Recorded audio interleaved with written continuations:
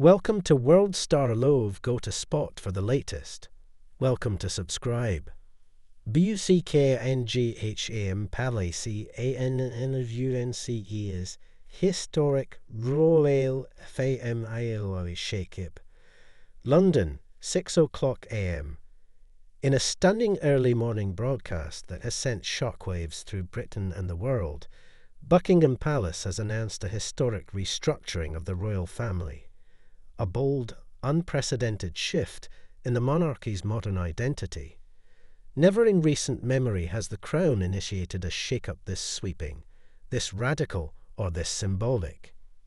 The formal statement, read in perfect cadence by the Palace Press Secretary from the Grand Vestibule, began without fanfare. His Majesty King Charles II, with the support of Her Majesty the Queen, the Prince and Princess of Wales, and senior members of the Privy Council, has approved a strategic reform of the royal household, one that aligns the monarchy with the values, structure, and future of the United Kingdom and the Commonwealth. What followed was a bombshell. A monarchy reimagined.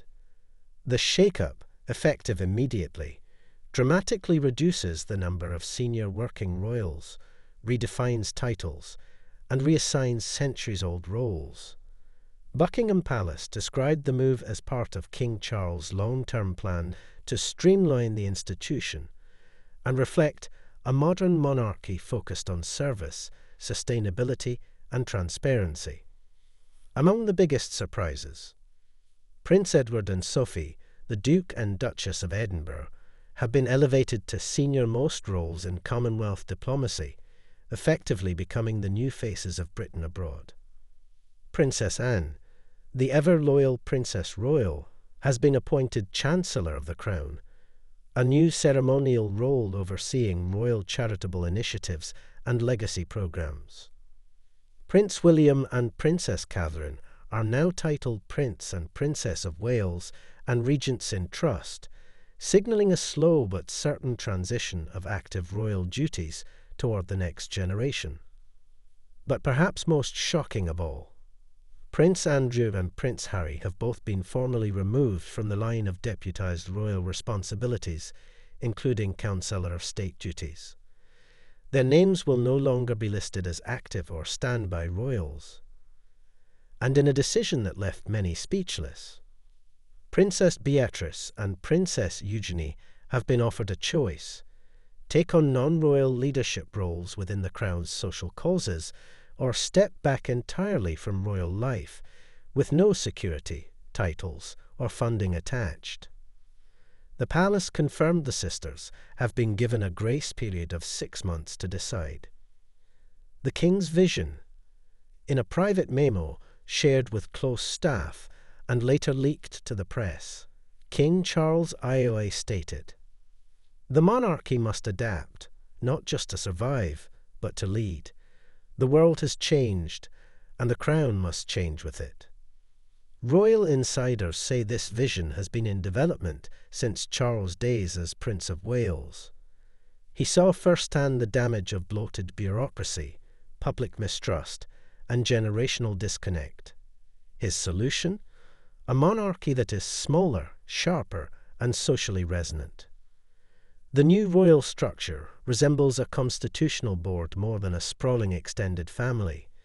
The core 6 royals, King Charles, Queen Camilla, William, Kate, Anne, and Edward, will now shoulder most ceremonial and global duties, with other royals serving in specialized ambassadorial capacities if they choose to stay on. It is a monarchy reborn, lean, strategic, and no longer bound by tradition for tradition's sake. Reactions from within the palace. The announcement, though elegant in delivery, has caused palace tremors behind closed doors. Princess Beatrice, attending a literacy fundraiser in Manchester when the news broke, appeared visibly shaken but maintained composure. A source close to her said, "She's devastated. Not by the loss of status, but by the symbolism. It's as if the history her family carried is being scrubbed out." Princess Eugenie, currently in Geneva for a climate summit, posted a cryptic message to Instagram. Legacy isn't built in halls of gold. It's built in how we stand when everything else changes. No official response came from Prince Andrew, though insiders say he received the news days in advance under strict confidentiality. The disgraced Duke has reportedly retreated to Royal Lodge, refusing all comment. As for Prince Harry, royal observers waited with bated breath. But across the Atlantic, in Montecito, a short and direct statement was issued through the Sussex press office. The Duke of Sussex respects the decision of the Crown. He remains committed to a life of service, albeit outside the royal framework. The statement was notably free of criticism, an olive branch, perhaps, or the first signal of quiet acceptance. A kingdom reacts. Across the United Kingdom, the public reaction has been mixed but impassioned. Crowds gathered outside the palace by noon, many placing flowers by the gates not in mourning, but in symbolic recognition of the monarchy's evolution.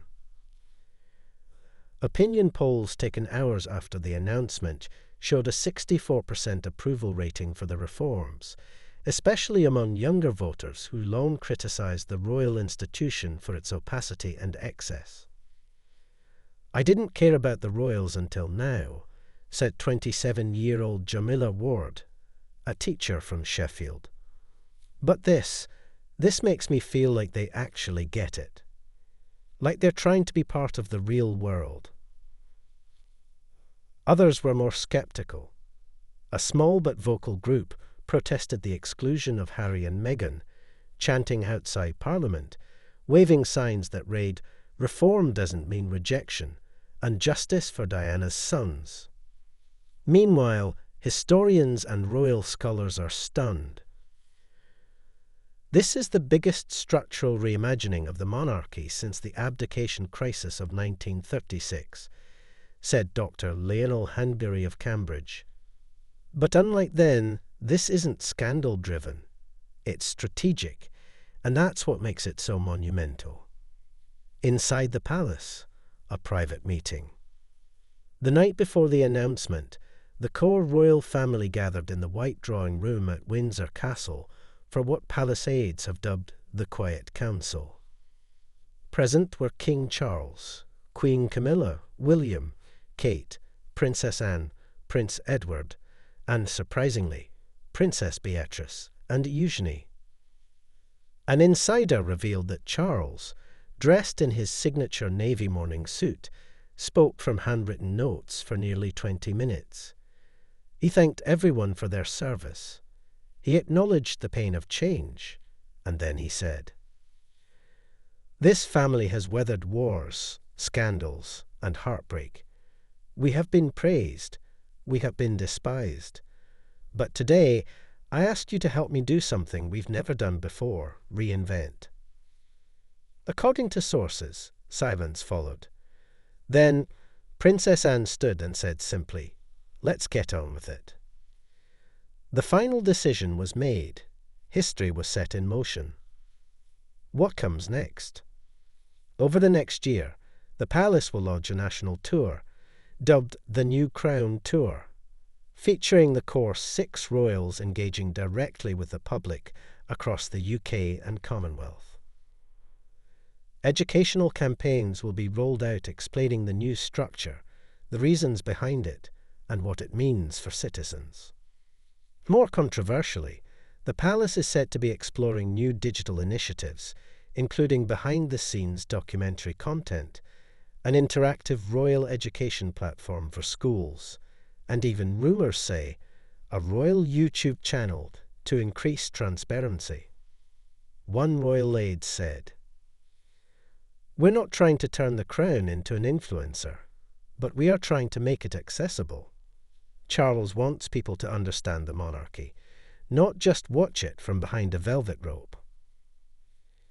As for those who are stepping back, like Beatrice, Eugenie, and perhaps even Harry in the long run, the palace insists they will always be welcome, even if they are no longer in the spotlight.